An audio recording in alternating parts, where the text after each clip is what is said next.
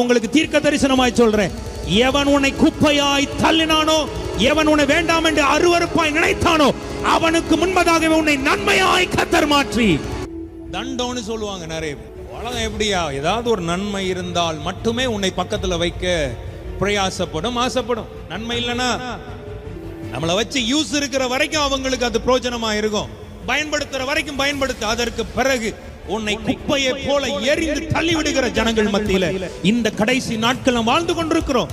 ஆனால் ஒன்றே ஒன்று உங்களுக்கு தீர்க்க தரிசனமாய் சொல்றேன், எவன் உன்னை குப்பையாய் தள்ளினானோ, எவன் உன்னை வேண்டாம் என்று அருவருப்பாய் நினைத்தானோ, அவனுக்கு முன்பதாகவே உன்னை நன்மையாய் கர்த்தர் மாற்றி ஒருத்தனுக்கு அல்ல, தேசங்களுக்கு, எல்லாம் சொல்லுங்க, ஒருவனுக்கு அல்ல, ஒரு குடும்பங்களுக்கு அல்ல, தேசங்களுக்கு நன்மையாய் கர்த்தர் உன்னை மாற்றுவார்.